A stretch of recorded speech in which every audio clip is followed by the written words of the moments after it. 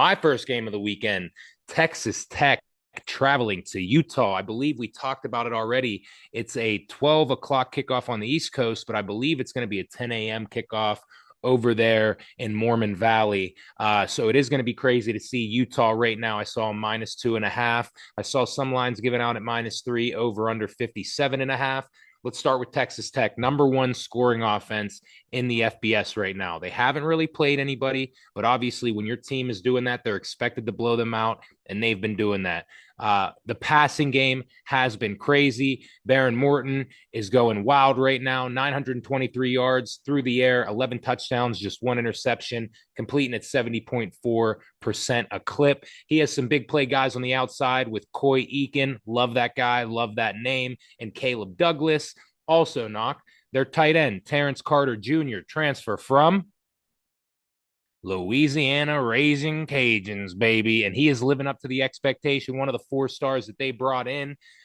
They also have 3 guys over 150 rushing yards and 4 players also with at least 10 receptions with over 130 yards. That's what we call offensive love. They're spreading the wealth. Everybody's getting their touches. The defense looks great as well, too. They have David Bailey that they stole from Stanford after spring ball. He was one of the most touted transfers in the portal. They went out, they snagged him. Speaking of transfers, they brought in 13 4 stars transfers, all transfers this offseason, spent a projected $10 million just on them in NIL, while also spending around $25 million on the roster. So Texas Tech, it's not, it's not your mom and dad's Texas Tech. It's not what we grew up on. They had some success with Michael Crabtree, but they've been kind of down in the dumps ever since. But they're putting money into that program, and they got a hell of a ball team down there right now in Lubbock, Texas. There's not shit to do down there. You might as well spend money to win.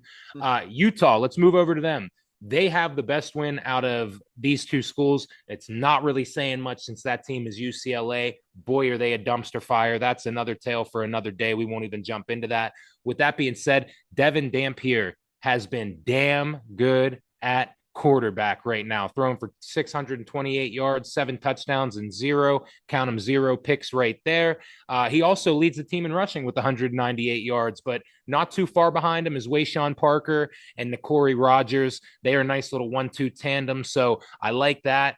And their tight end also, I'd never seen this before. Knock, I don't know if you have. I think he's their backup tight end. Nonetheless, he's a tight end. Hunter Andrews, over 100 yards rushing on the season. Thought that was pretty wild. They do have a big play threat on the outside with Ryan Davis, so he'll be getting a lot of love from Dampier here. A name on the defense that you got to keep an eye out for, and it is a hell of a name, John Henry Davis. No relation to Henry Davis, the catcher for the Pittsburgh Pirates. They also suck. We're not a baseball podcast, so we won't talk about that, but Patriot he's a right name. there.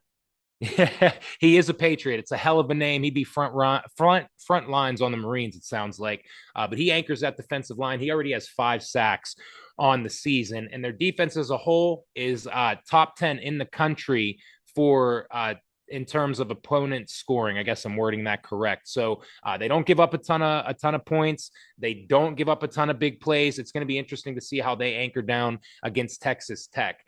Both teams perform very well on third down. Utah ranks second in the FBS, converting at 71.1 on the season, and Texas Tech ranks 12th, converting at 57.9. So the biggest thing for me is going to come down to the turnover battle between both quarterbacks. Only 1 turnover, 1 interception between the two. With that being said, I like Texas Tech money line. It is going to be a tough, hostile environment going up there to play against the Utah Utes.